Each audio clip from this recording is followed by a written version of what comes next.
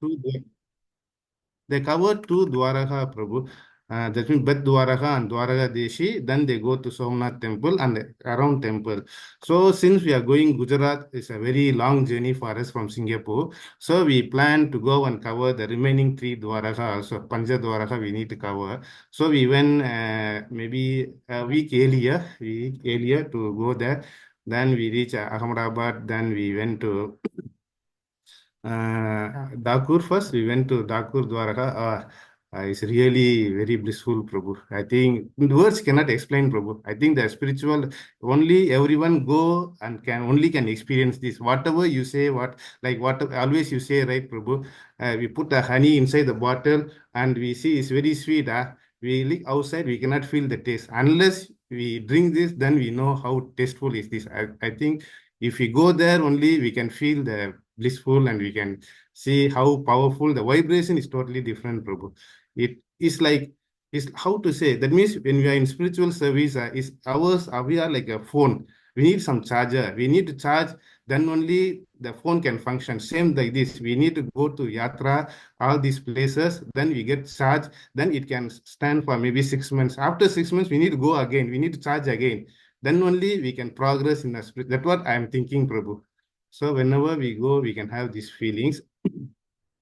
So we went to Dakur, Rachur Rai. Then we got a blessing. Then we went to Rukmani Devi. Nearby also, next to it, there is a Rukmani Devi temple also. We went to Rukmani Devi temple. Then from there, after that, we went to Nishkalanga Mahadev. This is all very amazing, Prabhu. How to prove it, we don't know. Because when the low tide, the water will go down, then we can go inside and pray where the Pandavas come and do the prayer to the Shiva there. So they built the temple for Shiva and they did the prayer. Then we have to wait when is the low tide. Once the low tide comes, then we can go in. Then we can offer our prayers to them. It's also really very amazing experience. I think 2,000 people are waiting for the low tide to go down, then everybody go in, Prabhu. It's really a very blissful and wonderful experience, amazing experience, Prabhu.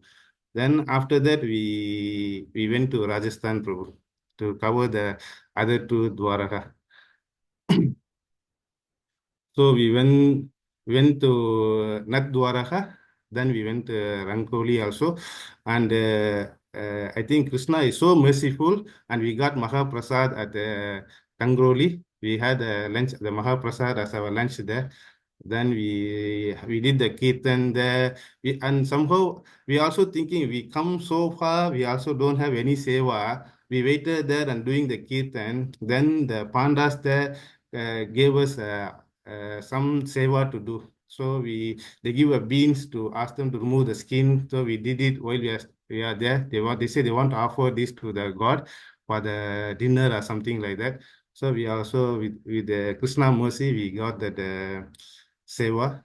Then we stay there. Then nearby there are a lot of small temples, Prabhu. Jagadish ji. Then we also wherever we go, we always go to the ISKCON temple, Prabhuji, because Srila Prabhupada is the one bring us here to go all over the place. So wherever we go, we will go to the ISKCON temple. All the ISKCON temples are really amazing. Then wherever we go, they treat us well. Then they give us prasadam and they greet us well. Then when we say we are coming from Singapore, and they know how they treat the devotees. Don't know how to explain in words, Prabhu. So it's really very good. And after that, we came back to Ahmedabad. Then we follow our team with the 550 of the devotees. Then we joined them. Then we covered the Bedwaraha. Then from there, then we went to Somnath. On the way to Somnath, we covered those Jambawan cave. Then we go to Sudama Mandir. Sudama Mandir also before we covered. Then the Mul Dwaraha. Then in Dwarakadesi, we went to Gomadi Ghat. There is one Panja Pandava well, Prabhu. That means inside the sea, there is 5 well. This is surrounded by sea, but when you take the tirtham from each well, the taste is different and so sweet. Then it's really amazing how surrounded by water. I think around 10 meters you can get the water, Prabhu. So it's really don't know how this one cannot be proved, Prabhu. This all like a miracle. Then we went to Somnath. Then we went to in Somnath. We went to Gita Mandir, and we also went to the Bal Tirak. So we always read only in scriptures. Krishna was the arrow poked with the leg. So all these things we read only in scriptures, but we don't know how is it. But when you go to that place and see, this is the place where Krishna is lying in this tree, then the hunter, the arrow has gone into this leg. Then when you see these, the total vibration and everything is different, Prabhu. Then we sit there, do kirtan. Then from there we went to Gita Mandir. The Gita Mandir is the place where Bhagavan leave the Balram first left from there, then after that Bhagavan also left from there. Then they say half went to Puri, then half went to Golak Vrindavan. So we went to that place also, Prabhu. Then there is a Triveni Sangam there. We take a bath in the Triveni Sangam there. Uh, then we got a good darshan. Everywhere we go, we got a very good darshan, Prabhu. Then Somnath temple also we went in.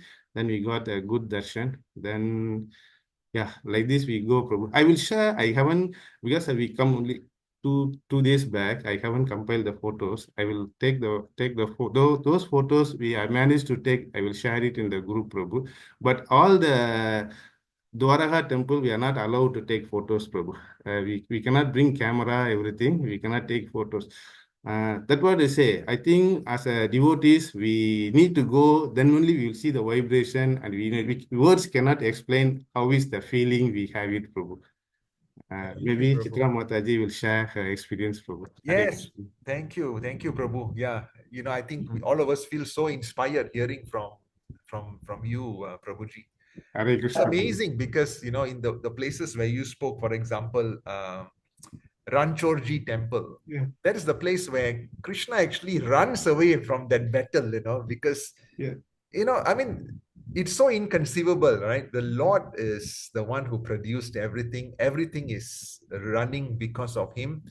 And yet the Lord can be bound by his mother.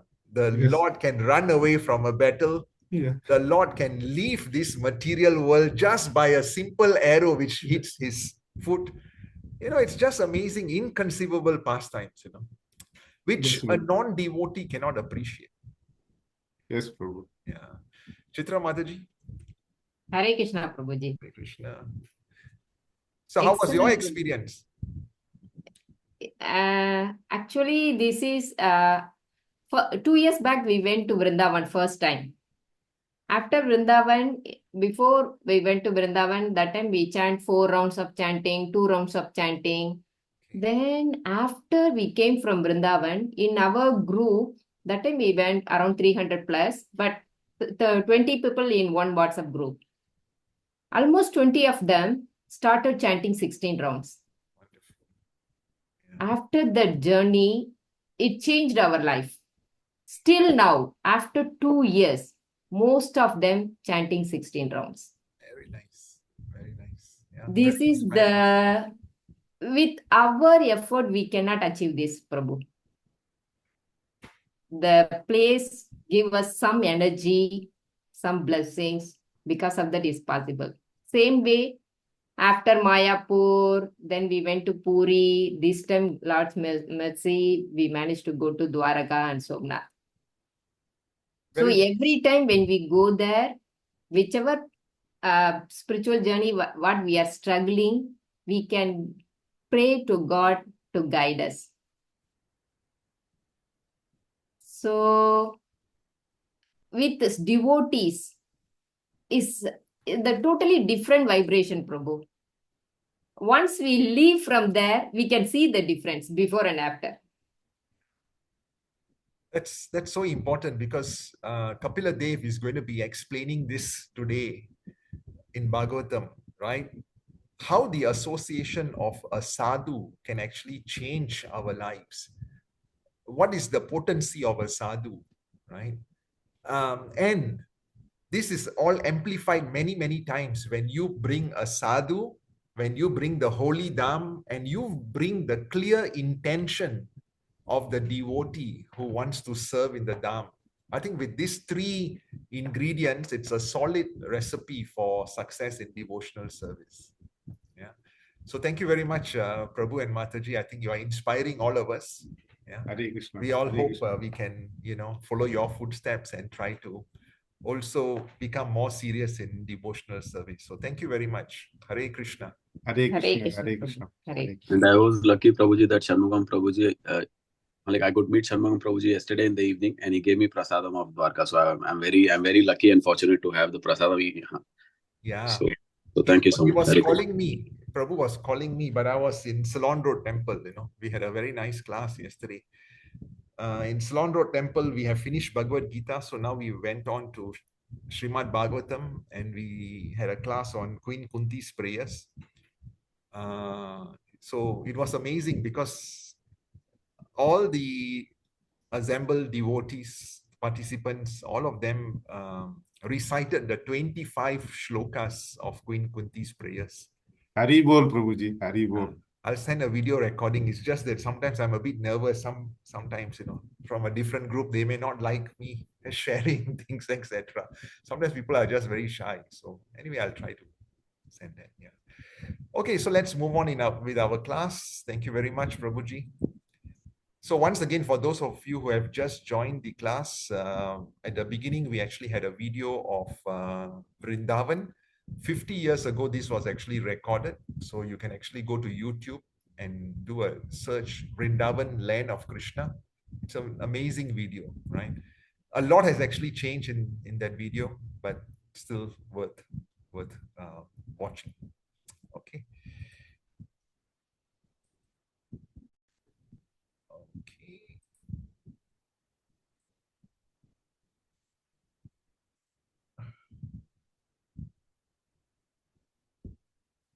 Okay.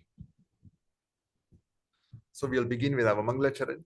Om Jnana Timirandasya Jnananjana Shalakaya Chakshurunmalitam Yena Tasmai Shri Guruve Namaha Sri Chaitanya Manobistam Stapitam Yena Bhutale Swayam Rupa Kadamayam Dadati Swapadantikam Vandeham Shri Guru Sri Yuta Padakamalam Sri Gurum Vaishnavamscha Sri Rupam Sagrajatam Sahagana Ragunatam Tam Vitam Tam Sajivam Sadvaitam Savadutam Parijana Sahitam Krishna Chaitanya Devam Sri Radha Krishna Padam Sahagana Lalita Sri Vishakam Vitamscha Hey Krishna Karuna Sindhu Dina Bandhu Jagatpate Gopesha Gopika Kanta Radha Kanta Namastute Dapta Kanchana Gorangi Radhe Vrindavaneshwari Vrishwabhanu Sute Devi Pranamami Hari Priye Vanchakalpatarubhyascha kripa sindhubhaeva patitanam pavanebhyo vaishnavebhyo namo namaha. Jai Sri Krishna Chaitanya Prabhu Nityananda Sri Advaita Gadadara Sri Vasadi Gaura Bhakta Vrinda. Hare Krishna Krishna Krishna Hare Hare Hare Rama Rama Rama Hare Hare. Hare Krishna Krishna Krishna Hare Hare Hare Rama Rama Rama Hare Hare. Hare Krishna Krishna Krishna Hare Hare. Hare Rama Rama Rama Hare Hare. Om Namo Bhagavate Vasudevaya. Om Namo Bhagavate Vasudevaya. Om Namo Bhagavate Vasudevaya. Narayanam Namaskritya Naram Cheva Narottamam Devim Saraswatim Vyasam Tato Jayam Udirayet. Nasta Prayasta Abhadreshu Nityam Bhagavata Sevaya. Bhagavati Uttama Shloker Bhakti Bhavati Naishtuki Krishnaya Vasudevaya Devaki Nandanaya Cha Nanda Gopa Kumaraya Govindaya Namo Namaha. Okay. So I requested all of you to share, right? What does devotional service mean to you? Okay. Let's start with Auntie Satya. Hare Krishna Mataji.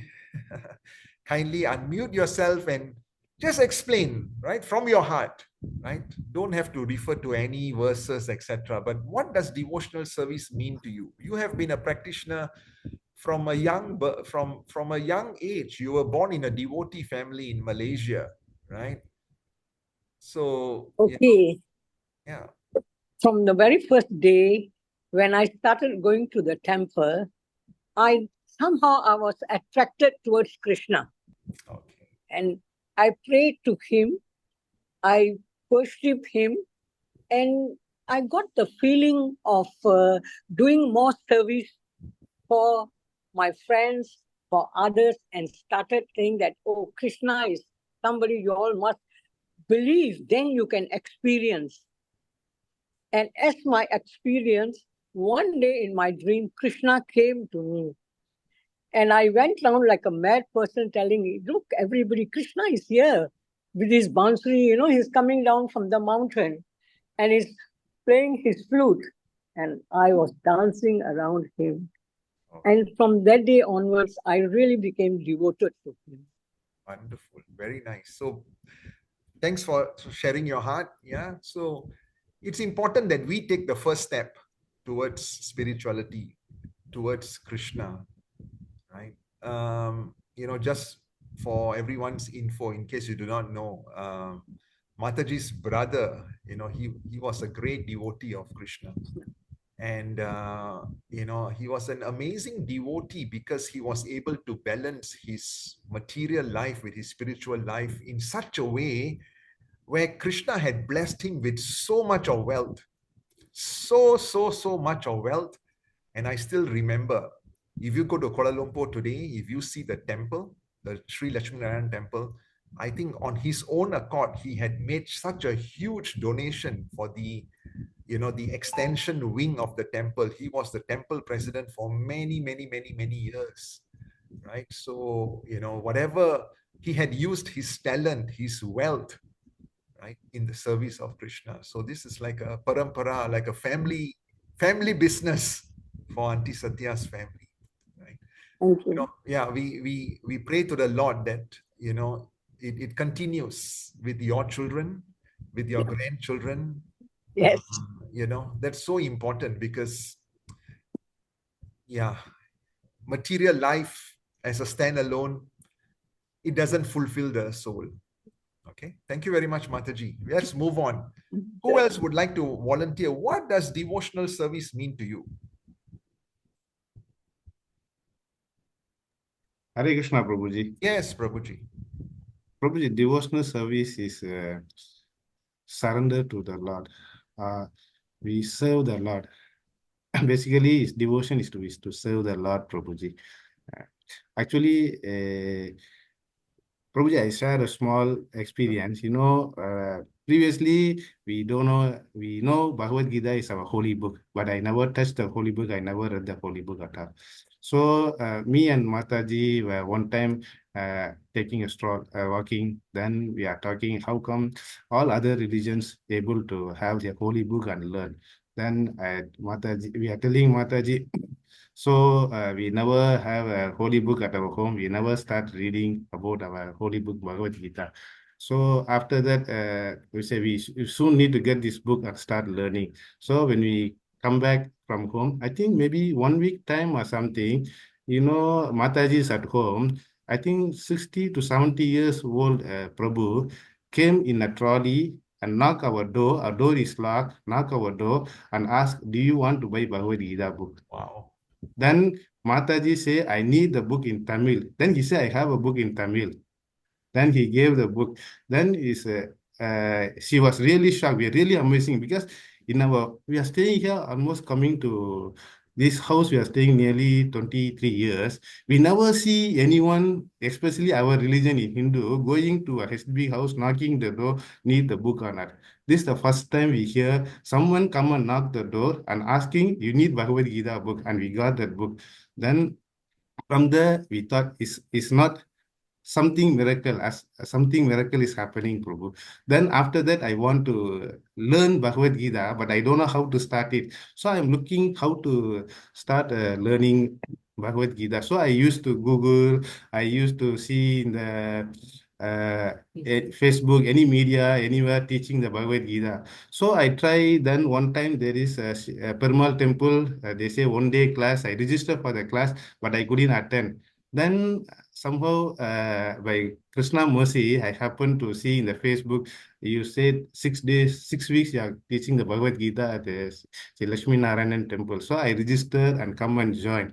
Then that is my journey of coming to this devotional service, Prabhu. So, Thank you for sharing. You know, so it all begins with a clear intention. You yes, realize? yes, Prabhu. It starts with a clear intention and attention. And then you will see that, wow, everything gets orchestrated. And a very important word which you brought out earlier on was Sharanagati, which is surrender, right? We cannot, think that we are the orchestrators. We need to surrender to the will of the Lord. Then you will see miracles happening. But if you think that I am the orchestrator of everything, I will decide how my life will be orchestrated, then this will never happen. So that surrender is so important, right? Once you have that clear intention, that attention, that surrender, then you will see the faith is also building up. Thank you very much. Hare Krishna, Prabhu. Hare Krishna. Can we have a few others to please volunteer? What does devotional service mean to you?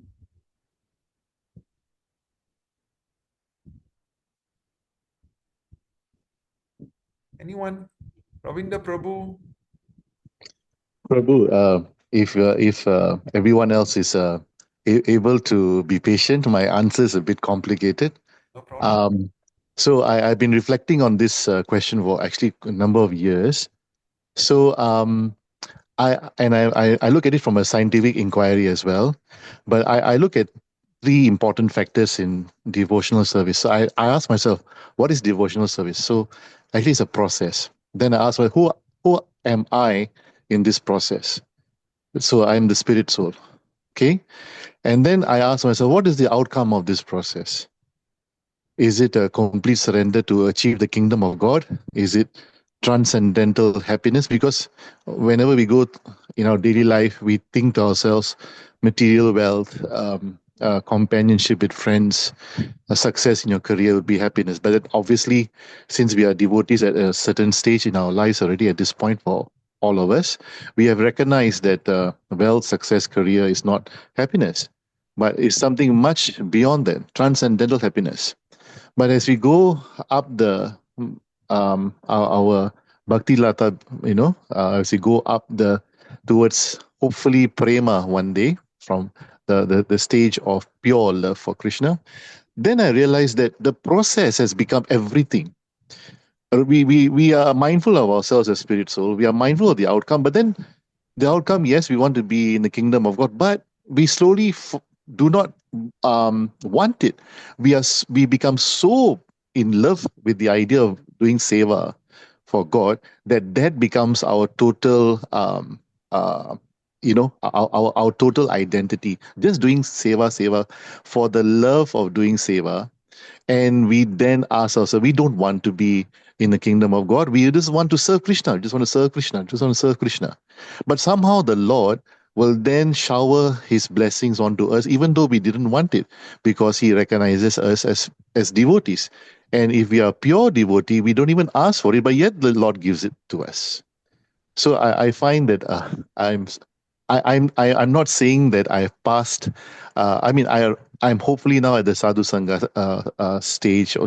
I hopefully one day will be having the highest stage. I don't know whether in this lifetime or the next lifetime, but I do recognize that the process now has become sort of a goal. Although my initial understanding was, okay, I'm doing devotional service for the purpose of becoming transcendently happy, or at least go to the kingdom of God. But that has become a bit not so important anymore in the sense. But I recognize that devotional service is the end all, and just have complete surrender, like Prabhu Shanmugam was saying, and just let God take over, and then leave everything while doing while placing Krishna at the center of all your activities. And that's all for me, Prabhu. Oh, thank you very much, Prabhuji. I love your realizations. With your permission, I just want to, quickly summarize and also give one or two pointers around it. So Prabhu said that just like what Krishna says in the Bhagavad Gita, don't be attached to the fruits, don't be attached to the results, don't even think so much about the results. Focus on the process. So we think that, yes, Krishna is saying about material activities, but actually it's also for spiritual activities, it's also for our devotional service, right? Yes, at the end of the day, we want ananda, spiritual bliss, but you don't have to wait until you complete the entire journey of devotional service before you taste this ananda. This taste of ananda actually happens in the entire process of devotional service, right? That's the amazing thing. Ananda can be realized even during the entire process. So that's why when you ask a devotee, are you wanting to be part of the spiritual kingdom at the end of your life? He says, no, I just want to continue to be in devotional service. I just want to continue chanting. Because one fine day, in the event that the Lord decides that, I can go to Goloka Vrindavan, right? What do I do there? I still continue devotional service. So let it be anywhere. Let me just continue doing devotional service because that gives the highest bliss. Right? Thank you very much. Okay, so now let's look at anyone else would like to share. Please don't be shy. We want our class to be interactive. We learn from each other. Hare Krishna, Prabhuji. Yes, Chitra Mataji. Any activity which is connected to Lord is a devotional service. Okay, wonderful. So Chitra Mataji says that any activity which is dovetailed to the Lord is devotional service. The scriptures explain it a little bit differently, right? So the Goswami explains that even Ravana, even Kamsa was always thinking of Krishna, right? So is that devotional service per se? Not really, because they were not in a mood of favorable activity to Krishna, right? It was not meant to provide sort of pleasure to the senses of the Lord. Okay. So yes, any activity which is dovetailed to Krishna is devotional service, but there's a caveat where it is providing pleasure to the Lord, pleasurable to the Lord. Okay. At the same time, you can argue out that actually, even Kamsa or Ravana, their activities were somehow part of the Lord's orchestration, part of the Lord's Leela, and therefore it was providing some pleasure. Can be seen that way. But for us, we do not have that adhikar to think in that way, right? Whatever we do, it has to be not serving my senses, but serving the Lord's senses. Then it is real devotional service. Okay. Anyone else? Ankur Prabhu, Lalita Mataji, Sharda Mataji.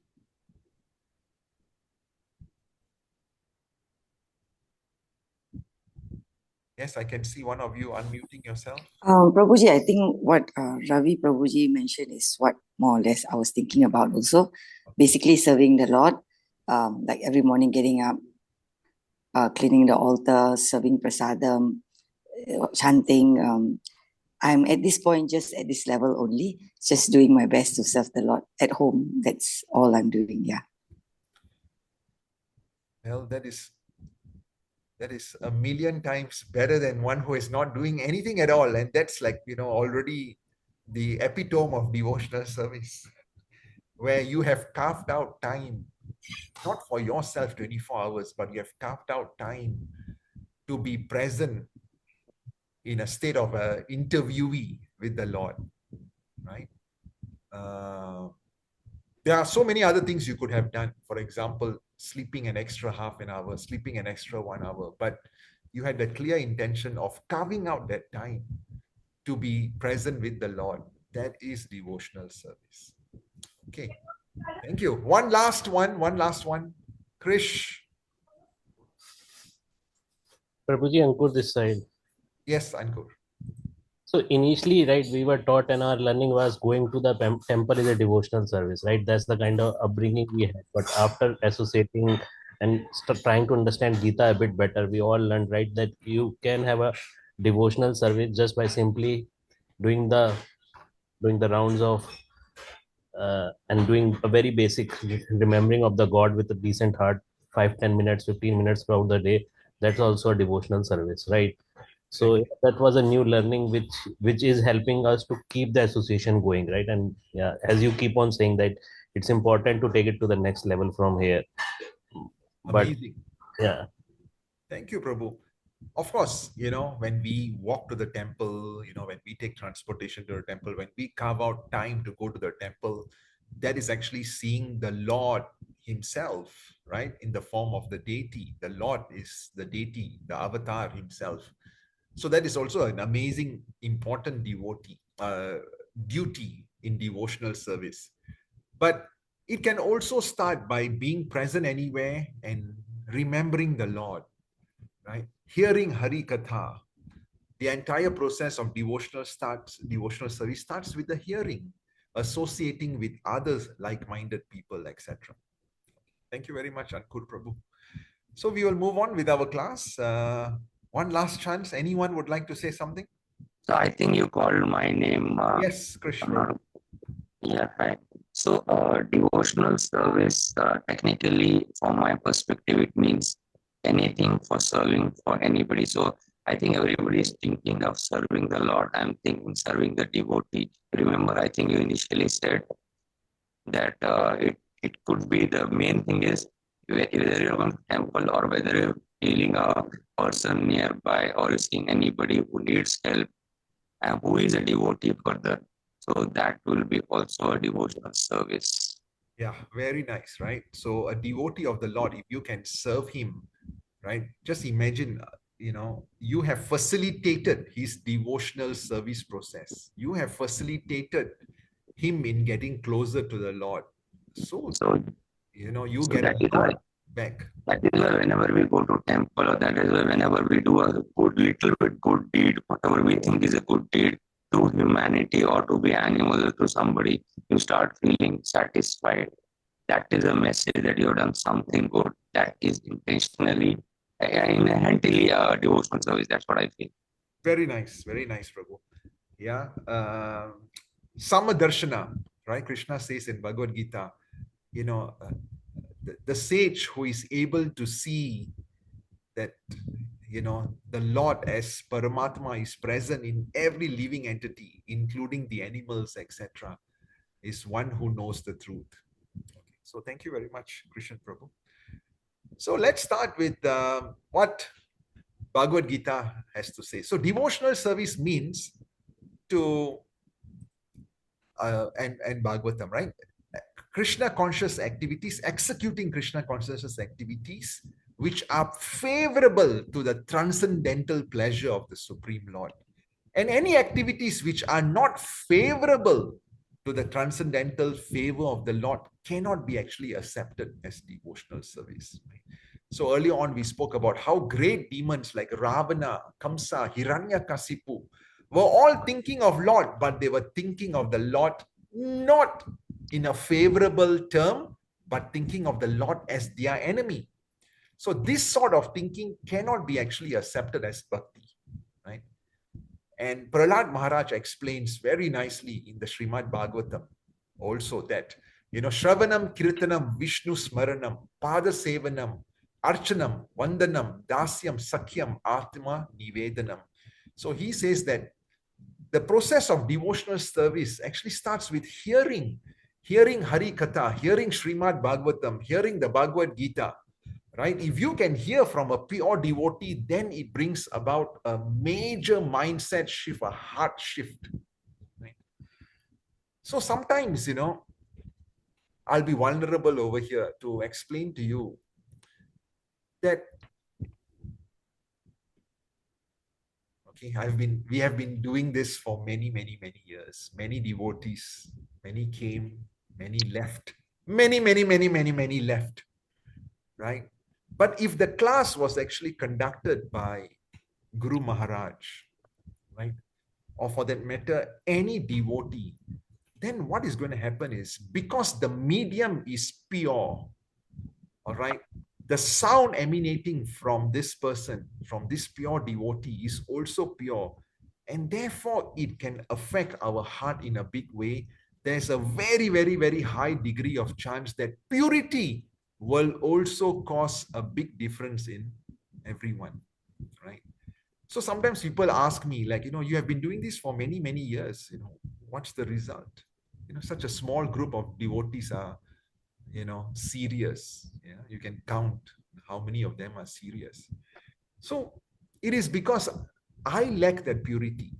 But if today this was done by someone else, like, Devaki Nandan Prabhu, for example, or Guru Maharaj, or any of the other sannyasis, then you will realize that, wow, that purity rubs on the listener.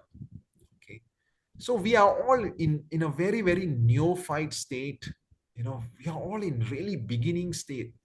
So what is very important is for you all to really start looking at going to, places like Gita Reading Society, where the devotees are, from the heart, they are, all they have is just to serve the Supreme Lord, right? So that purity is like fire, and that can actually cause your Bhakti Lata beach to actually even grow further and further. And that's the reason why, when you come back from a yatra, you just feel so different, okay, because of that purity in the entire process. Right? So don't just rely on our once a week Sunday class. On your own, you should also be listening to, the pure devotees, Guru Maharaj, etc. Okay, I just wanted to be vulnerable and share this with you because, our group, ourselves, we cannot help each other that much. You have to listen, you have to associate, you have to go to the Dham, etc. Okay. So, yeah. And then what else? Prabhu, you may have to mute someone who is, I'm not sure who. So then Bhagavatam also explains, right? In the beginning of Canto number 1, that the supreme occupation, we all say that this is my purpose, that is my purpose, etc. But the purpose of every human being, ultimately, the purpose should be that for all humanity,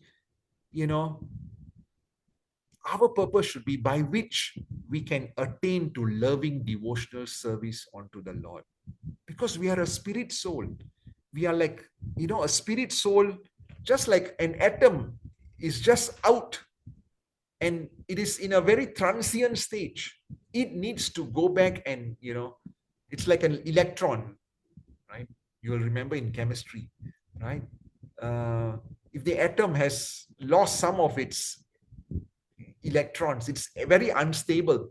So that's what we are. We are in a very unstable form. That stability can only come when we dovetail ourselves in loving devotional service to the Lord. Okay? Because that is the constitutional position of every single soul, to reconnect back with the Lord. That is what religion is supposed to be. Religion, or from the Greek word religare, is to reconnect back to our source. So Bhagavatam explains the supreme occupation or dharma for all humanity is that by which men can attain to loving devotional service unto the transcendental Lord. And that service has to be unmotivated. Of course, it can start with a motive that I'm praying to the Lord because I want this. It's all right. But eventually, just by worshiping the Lord, as what Ravi Prabhu has mentioned, that entire process will purify us and reach a stage where we ask ourselves and we tell ourselves that actually I don't even need to ask. My faith has fortified to this point where I know that because I'm focused on the Lord. I have so much of faith and trust in the Lord. Whatever the Lord does, even if it seems like a problem in the initial space, right, eventually it is actually going to be very good for me. Right? So that devotional service has to be unmotivated and uninterrupted. It doesn't mean 24 hours you are just worshipping the Lord. It just simply means that whatever you do, you are dovetailing that activities in the service of the Lord. And just like what Ravi Prabhu says, and that process, it completely satisfies the self. It satisfies the self. It gives that ultimate ananda, okay, to us.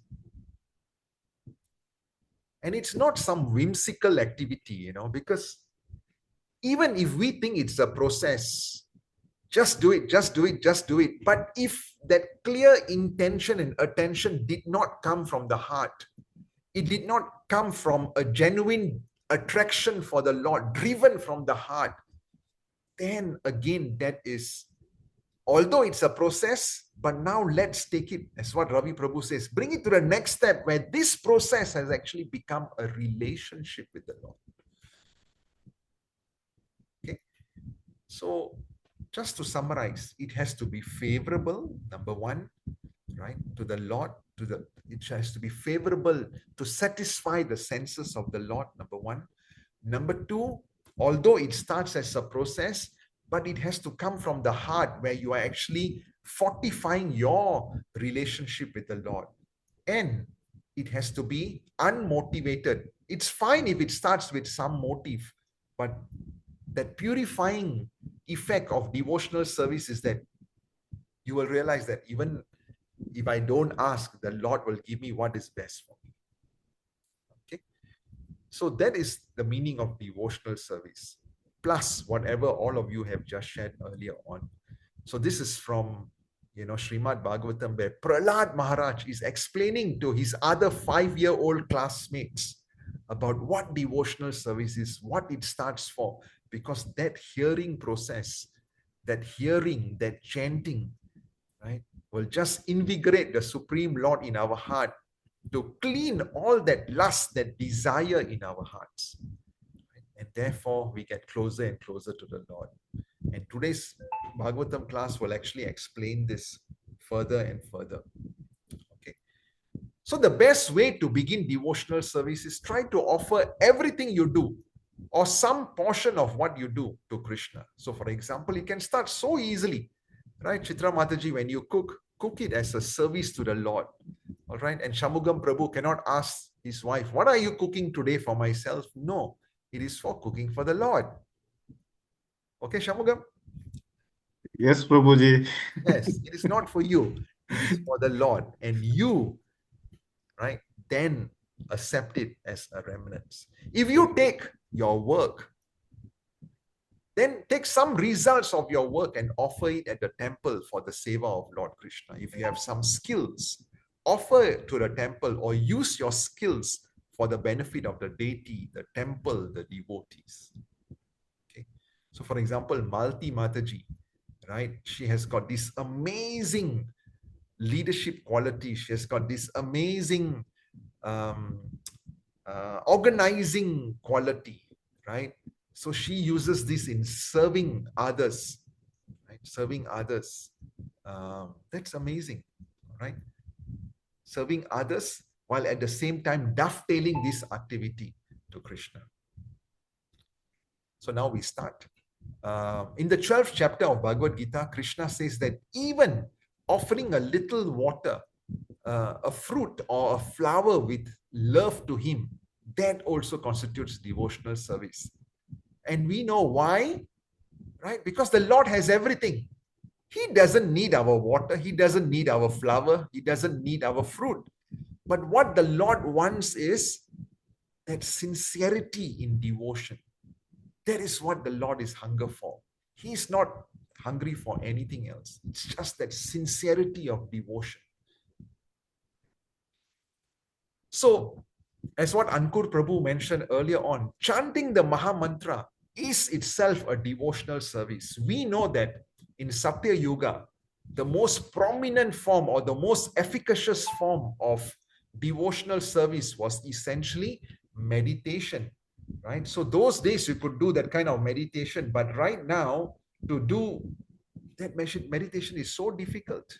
In fact, 5,000 years ago, Arjuna already said that, how do you expect me to control my mind? And Krishna says, yes, it's easier to control the wind than to control your mind. Okay, so Satya Yuga was meditation. Then Treta Yuga was about fire sacrifices, okay, yagya to Yagyapati Krishna. But then, in today's age, how do we know if we have recited the right mantras, right? We have the right paraphernalia, the right place, which is Sut Sattva, the right mood of the priest, etc. Right? So it becomes very difficult. So Satya Yuga, meditation, Treta Yuga, fire sacrifice, Dwapara Yuga, deity worship, right? The Lord is in the form of the deity, right? The Lord is present as the deity. Do we have the right ingredients to also do the right service to the deity? It becomes very, very, very difficult, right? It's a very, very elaborate process. Sometimes, out of excitement, out of enthusiasm, initial enthusiasm, we keep deities in the house. Okay. First few months, we will do all the necessary abhishek, etc. Then slowly the abhishek becomes once in 1 month, then once in 2 months. Then we forget to even, serve the Lord prasadam, boga. Right. So all of that is very, very difficult. We have to be very, very mindful before we take up any devotional service, deity service. And therefore, the Lord says that in Kali Yuga, you just need to just chant the Lord's name. Krishna also says in the Bhagavad Gita that amongst all sacrifices, I'm the chanting of the holy name. I'm japa. So chanting the Mahamantra itself is devotional service, and it will clean our personal desire from the heart. If we do this with a clear intention of wanting to serve the Lord, you will realize that your inclination towards the material will slowly also dwindle away, right? It will allow you to focus more on rendering devotional service to the Lord. So the ultimate barometer, all right, to measure your devotional service is the love with which we are offering, the love with which the offering is actually made. Okay, and it's difficult. It's difficult. Sometimes on Mondays when I do Shana Arati for the Lord, I realize that, my God, this is a process I'm doing. Right? How do I evolve it into a relationship with the Lord? Right? Where I'm doing this for the pleasure of the Lord. Right? So that's all so important for us. Right? It begins as a practice. But then as we do it more and more, we realize that we have actually perfected in that relationship building with the Lord. I spoke about this particular scenario of this Mataji in London. She was serving, and then there was another devotee also serving as the pujari. Her work, this Mataji, Kalungana Mataji, her work was to bake cakes, to decorate the cakes as the Mangal Arati offering to the Lord. So both of them, after 50 years of serving the Lord, one as a pujari and one as a personal cook of the Lord, they could not carry on anymore. All right, they couldn't even stand to do the arati or to bake the cakes. They were admitted in hospital. And the doctors told them, yes, you can actually go back to the temple. You can live in the temple, but you can't do any more service. Right? And then when devotees visited them, they told the devotees that what's the use of our life when we cannot use this life in the service of the Lord? And lo and behold, the next day, the Lord actually took them back to Vaikuntha. Okay. So that is the barometer for devotional service, is the love with which we are offering. Right? So Krishna is everything. So many people serving him in Vaikuntha. But anyone who renders service with love, free from envy, becomes his friend and devotee. How many of you feel that even devotional service can be in one of the three modes? Anyone would like to unmute and explain this? Devotional service can be in the mode of goodness. It can be in the mode of ignorance. It can be also in the mode of passion. Who thinks there is such a thing? Devotional service can be in these three modes. What do you think, Anuj Prabhu? Yes, Prabhuji, Hare Krishna. It is mentioned in the Gita, actually, like God tells that all the activities, in fact, everything in the, in the universe we see, everything is in the three modes. So devotional service also, it's not mentioned directly, but yes, it is mentioned. Our tapasya or austerity is also in the three modes. So if we think devotional service is our austerity, it also is in three modes. If it can be in the lower mode, the lowest mode of ignorance, that if we are doing inattentive chanting, or we are just serving the Lord, we are doing deity worship, but our mind is not there. So it is in the mode of ignorance. We are standing in front of God and our mind is not there. It's in the mode of ignorance. So likewise, devotional service can also be in the mode of passion, that we try to like this Bhagavad Saptas people have. They try to show that they are doing devotional service, but it's more of like public relations. It's more of saying that yes, you are doing devotional service, and whereas in your heart you don't really have that bhava to serve the Lord. You just want to make a show of it. That can be counted as you are doing devotional service. You are installing the deity. You are worshipping. Yes, you are doing devotional service, but it's in the mode of passion. And then you can further progress it into the mode of goodness, where you genuinely pray to the God and have a one-on-one with God and do devotional service. That can be goodness, and then further escalated to pure goodness. So yes, devotional service, like can be in all of these three, all of the modes. Okay, wonderful, right? Any activity, surprisingly, even devotional service, as what Anuj Prabhu has just shared with us, can be in these three modes. Actually, it's explained very nicely in Bhagavad Gita. In fact, Kapila Dev in Bhagavatam, Kapila Dev will be explaining this later on, that it can be tainted by these three modes. Anyone else would like to share anything on this topic? All right, ignorance could be like, laziness, right? Oh, I have to wake up early, oh, I have to put the Lord to sleep, Sometimes even my children will tell them, can you all please do this? Oh, it's the other sister's turn today, That is devotional service in ignorance. Right? So it's okay. It starts at least some devotional service is done. Hopefully a pure devotee will bless, and this devotional service will be elevated to the mode of goodness. Passion would be, while I'm doing arti, I want to ensure that my chadar is nicely ironed, people are watching me or not. That's passion, with passion, and then goodness, as what Prabhuji is saying, it's like really just to please the Lord. It's not for myself. Okay. So it's rendering service with love, free from envy, and becoming his friend and devotee. Sometimes devotional service can also be competitive, Oh, he has just distributed 20 books. I need to do more. I need to do more. Right? That's devotional service in passion. Competitiveness is nice, but it has to be the right mood also. Devotional service in the mood of passion is also when I want to ensure that everybody knows that this Bhagavad Sapta or this puja is because of the generous donation by so and so. Okay, that's all devotional service in the mood of passion. Wonderful. So devotional service means trying to please the Lord. It is meant to give Krishna happiness, not to give happiness to ourselves. But the byproduct, as what Ravi Prabhu has mentioned earlier on, is ananda. You will feel so satisfied. Because why?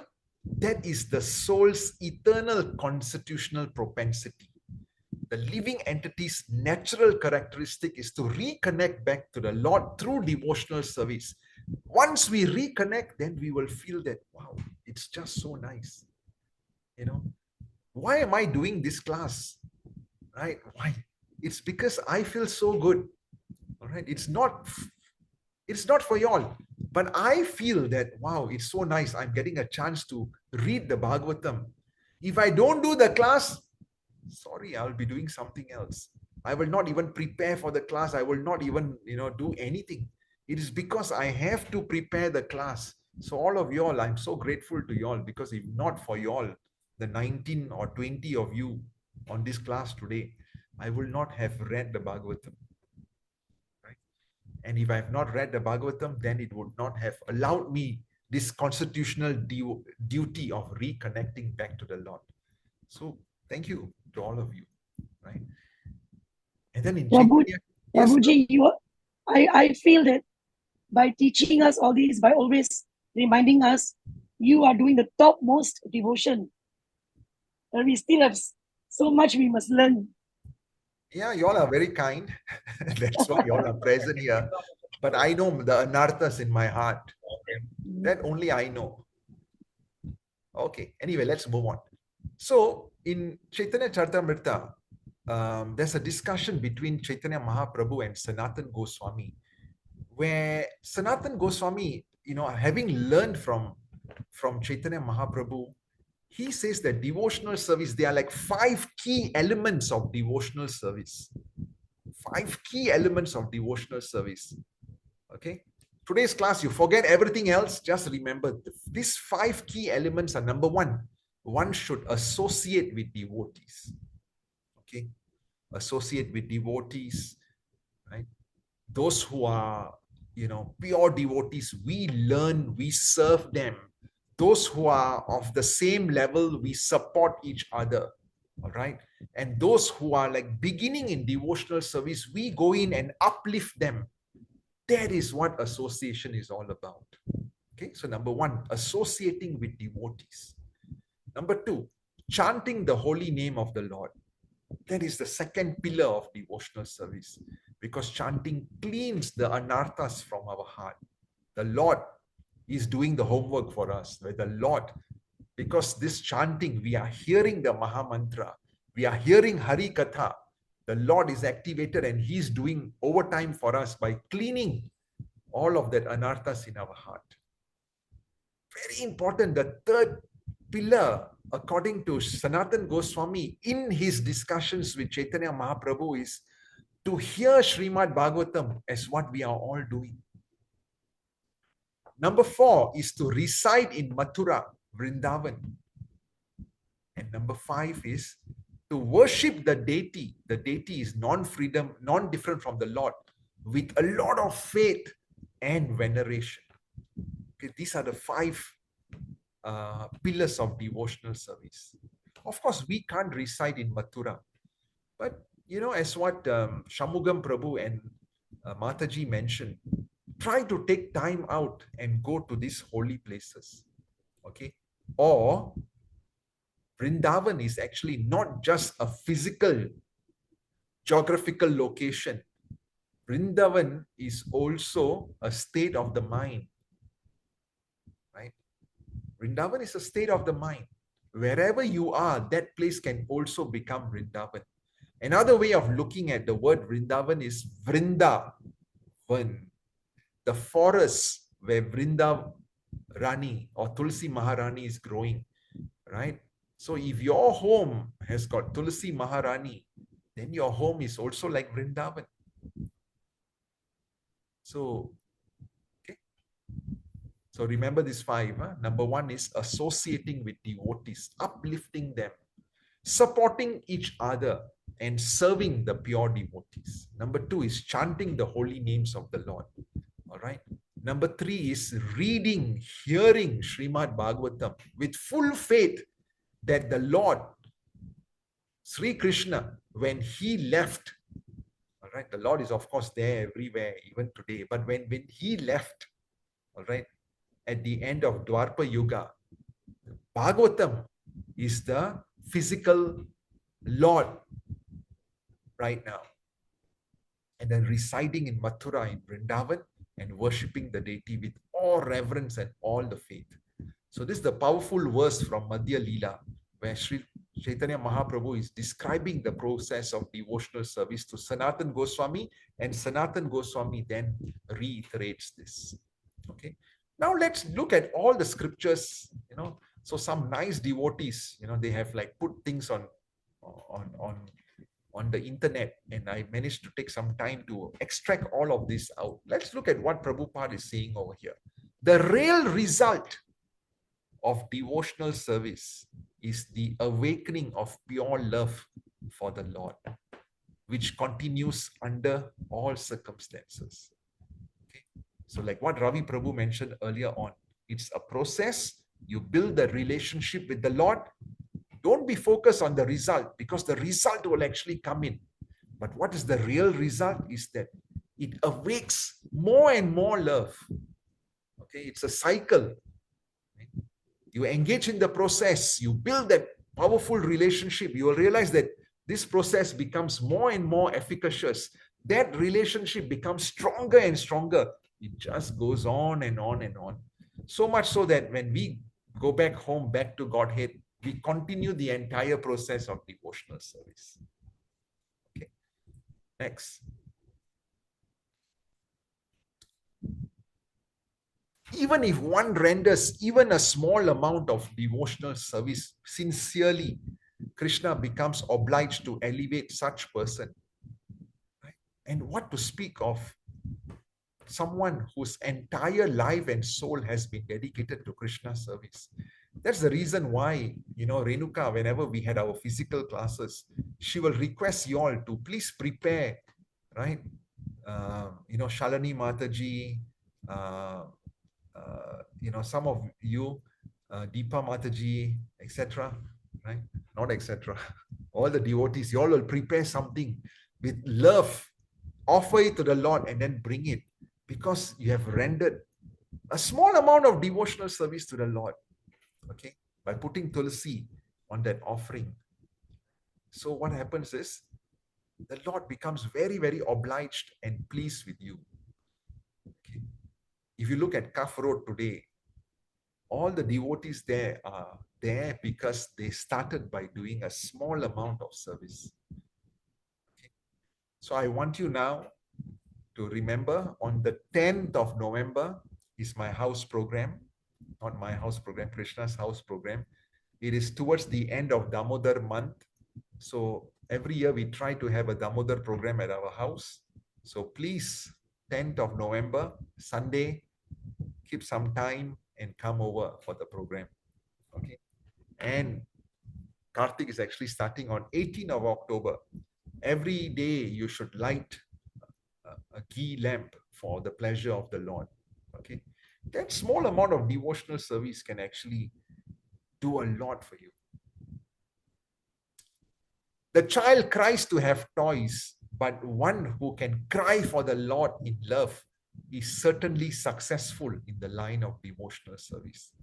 Srila Prabhupada says that our chanting should be like the call of a crying child to his mother. Right? Can you imagine when the child, why is the child crying? Because he cannot do anything by himself. Right? So he's crying to the mother, please come and help me. That is exactly the mood of a devotee while chanting. I cannot do anything by myself, so I'm crying out to you to please help me. Can make sense, everybody? Time check. Tolerate with me for 14 more minutes. As soon as the body is finished, all the material achievements are also finished. No one takes with him anything he has achieved materially in this world. The only thing he can carry with him is his asset of devotional service. That alone is never vanquished. Okay? We can be the richest, we can be having a string of PhDs, right? We can be the most beautiful. Right? We can be born with the best parentage. Nothing goes with us. What goes with us is devotional service. So that is like the best investment, right? That's the best investment. In the Bhagavad Gita, Krishna says, wherever you have stopped, you continue from there. And that's the reason why some children, they can take up to devotional service so easily. You know, so easily. And okay, my internet is a bit unstable. Forgive me for that. Give me a minute. Let me try to off some of my appliances. Is this okay, Ankur? Anuj, Prabhu? Anyone? All okay?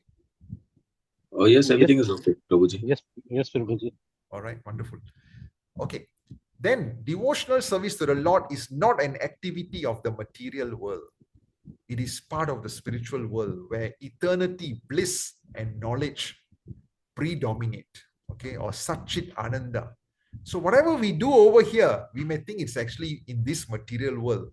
No, it is actually from the spiritual world because it's a spiritual activity, right? Just like Vrindavan, it is an embassy of the spiritual world. When you go to Vrindavan, it's actually you are in Goloka Vrindavan. It's an embassy, right? When you go to Indian High Commission, it is actually India, but in Singapore.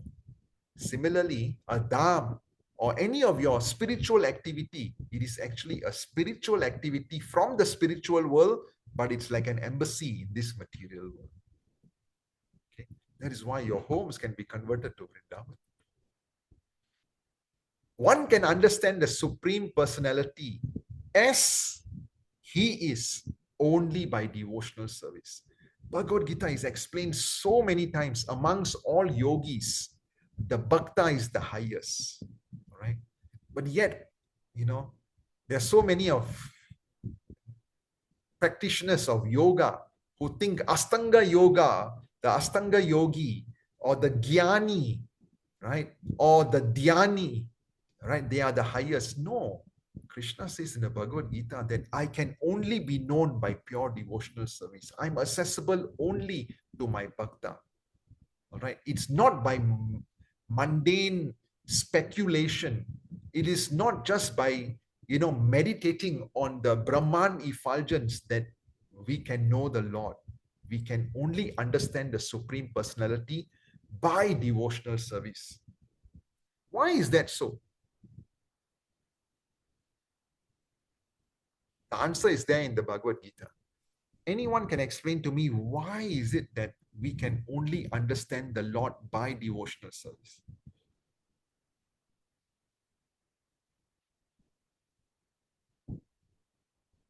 Anyone, please try. Prabhuji, can I try? I think during Yes. When we are doing a devotional service, we connect to the God through a guru or through a medium, and that medium is already a connection to the God. So that's why I think devotional service is the only way when we can achieve this. Okay. There was another devotee who just also unmuted. Who was that? Prabhuji is Mahindra here. Okay, Mahindra Prabhu. Mahindra Prabhu! Oh, so nice to hear you, man. Hare Krishna, Prabhu. Oh, we are missing you. How's Dubai treating you? I'm also missing all of you, really. Especially you, Prabhu. Oh, that's so nice of you. Thank you. The association is just tempting. Nice. Anyway, so what's the answer, Yeah. Prabhu? So, in my opinion, this is my view is, I mean, across the Bhagavad Gita, Lord Krishna very clearly talks about the Karma Yoga, then the Jnana Yoga. And then when he finally comes to chapter 12, he very clearly articulates in just about 20 shlokas why Bhakti Yoga is.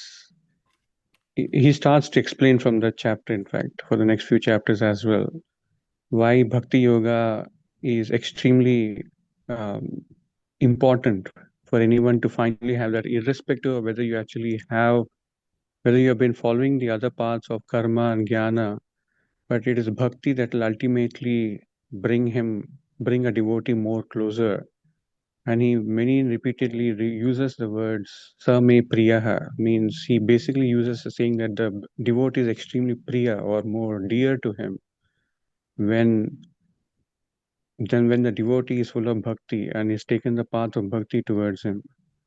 And across the entire chapter, when he finally comes to the 18th chapter and everything, he says, you leave off everything, leave off all dharma and everything, but only if you take sharana into me. And that is where I will expel you of all sins, and I'll expel you of all everything, and you will be finally be coming into me. So I think it is again the path of bhakti that will ultimately help a devotee reach the Lord. So essentially, that's where the path of bhakti becomes extremely important and feasible for any devotee to finally reach him. This is my viewpoint. Very nice. Thank you, Krishan Prabhu. Thank you very much, Mahindra Prabhu. Yeah, so Krishna explains very nicely in the Bhagavad Gita. He starts as early as the earlier chapters and then fortified in chapter number 6. And then chapter number 12 is like the creme de la creme around devotional service, right? And then, towards the end, again, the Lord is explaining, just, forget about all this karma yoga and, forget about all this jnana yoga and forget about, whatever worship flavors you had, just surrender unto me. Very nice. Anyone else? This another one important point. Why can the Lord be only known by devotional service? Hare Krishna, Prabhu. When we Yes, do Shamugam. devotional service, our heart get purified, Prabhu. Exactly. Because by devotional service, what is going to happen is our hearts become purified because the Lord who is seated as Paramatma is cleaning up all of the lust, that ego, all right, that greed, and all, the desires of our past lives. All of that, the Lord is clearing it up for us. And the Lord says that in the Bhagavad Gita, it purifies us, yes. But Krishna also explains that for a devotee who is engaging in my devotional service with sincerity, then I will give him that intelligence. Okay? You start the process. I will purify your heart and I will give you that intelligence to come to me. That means the Lord will actually allow you to see the path of going. The Lord will actually, show you this path of reaching him. It will be revealed to you in your heart. And that's the reason why all these purports of Srila Prabhupada, the purports by all the acharyas in the disciplic succession, they are all their realizations. Sometimes when you go for classes in Kafro temple, right, when the devotees are actually giving classes, they are actually sharing their realizations which are coming from the heart.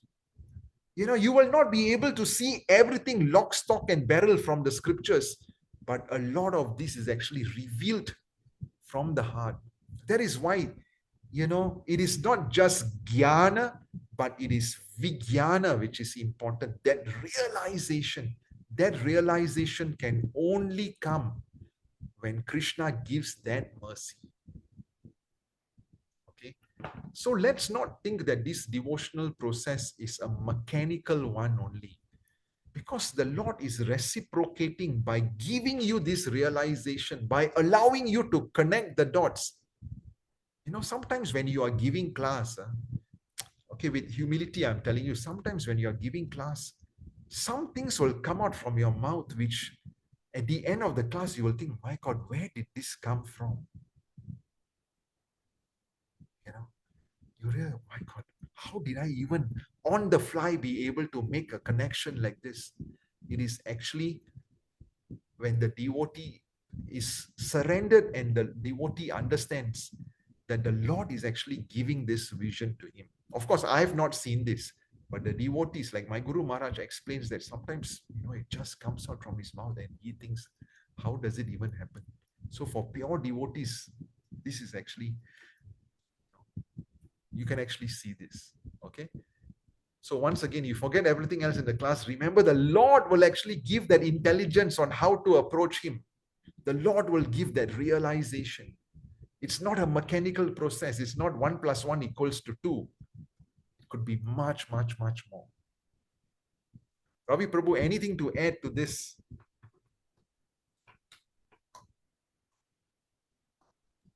Actually, whatever you said was true, but it's also supported. There was one very important thing that was alluded by Mahendra Prabhu. In fact, one of the verses in, I think, chapter 7, mentioned that if you were to go on the path of devotional service, you are actually doing you're actually getting all the results by doing all the other parts as well.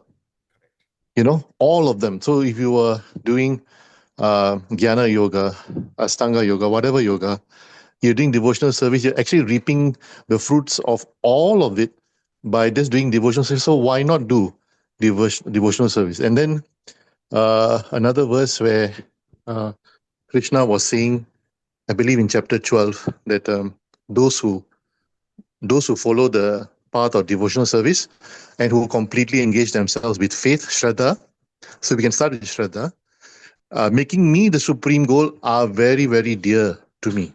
Very nice. I like the fact that he says very, very dear. So I'm an English person, so English teacher. I find that it's important. It becomes even, he's trying to signal to us the heightened importance of devotional service. So I thought that was additional verses to add to this discussion. Very nice. Thank you, Prabhu. Thank you, Prabhu, for sharing your realization and quoting the 2 verses. Right? So, Jnana Yoga, Karma Yoga, Jnana Yoga, Dhyana Yoga, etc. Right? Krishna says, just become my bhakta. Right? Now, in chapter 25, Kapila Dev is going to be explaining to his mother, right? Just hear me out, that all the other processes of yoga need to somehow have bhakti in them before the devotee or before the practitioner can reach me. So you can start Jnana Yoga, Dhyana Yoga, Astanga Yoga, all right? But if it lacks that devotional element, you can still not reach the Lord. Okay? So Kapila Dev is explaining the importance of bhakti. In any process which you do, you must still include bhakti in it. Okay? So chapter number 25 is going to be discussing that. We are just scratching the surface of chapter 25. Next week, hopefully we will go into it. Of course, we will go into it, Krishna willing, and we will try to complete that particular chapter. All right. Maybe let's just go through the other few more sayings. It is true that by practicing restraint of the senses by the yoga system, one can relieve from the disturbances of desire and lust, right? By niyama, yama, niyama process, by meditation, etc. You can. But this is not sufficient to give satisfaction to the soul. For this satisfaction is derived only from devotional service. Only that ananda can come from devotional service. When transcendental devotional service by which love for Krishna is attained, it's executed by the senses, it is called sadhana bhakti. So you see, for us, this bhakti cannot just come so easily like that. We need to do the process, right? Or that sadhana, waking up in, at Brahma Muhurat time, doing the arati, offering the flowers, reading, etc. So that is sadhana bhakti. You do that sadhana, and that sadhana is connecting you to the process of bhakti. But as you perfect it, then it becomes spontaneous, where you don't even need to worry about, I need to do this, because it's spontaneous from the heart. So such devotion eternally exists within the heart, but that awakening of that eternal devotion is the potentiality of devotional service in practice.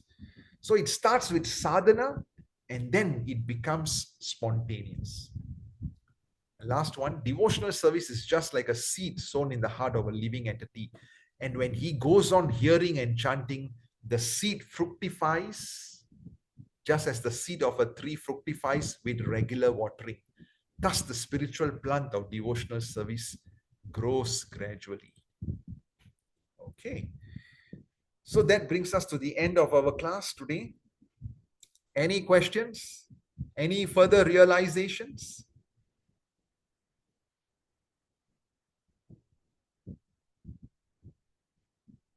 Right. So if you have no class, and I know Very beautiful. Yeah, very beautiful class, Prabhuji. I've noted down a lot of points which you have told us. It was a very nice class to advance for devotion service, Prabhuji. Thank you so much for this. Oh, I thank you. Thank you. And it's all from the Bhagavatam. Nothing is concocted by anyone. But the best part about the class is when devotees come together to have a discussion. And that is what the virtual Vrindavan is. Vrindavan is where you have devotees coming and discussing, trying to elevate each other, right? So we can't do this in the physical world yet, but Krishna willing, it will happen. Okay, so with that, we come to the end of today's class. Granthra Srimad Bhagavatam ki Jai. Srila Prabhupada ki Jai. Right, so please pencil 10th of November. And next week, Mahindra Prabhu, thanks for waking up at 5 o'clock for us. Yeah, it's a pleasure, Prabhu. I can't just miss it less like that. It's just wonderful. Nice. 5 o'clock in the morning in Dubai. Thank you. And any trips to Singapore? I had plans to come, but this time somehow it's not working out. Okay. All right. How's your dad? He's okay, coping some way. Okay. Yeah, has he visited you?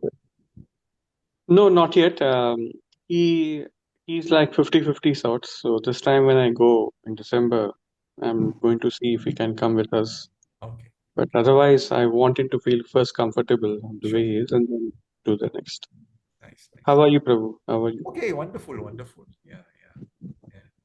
So nice to be again just hearing this. I'm happy that at least you're doing on the Zoom class. I'm not missing the actual ones otherwise. Yeah. I'm trying my best whenever I can. Sure.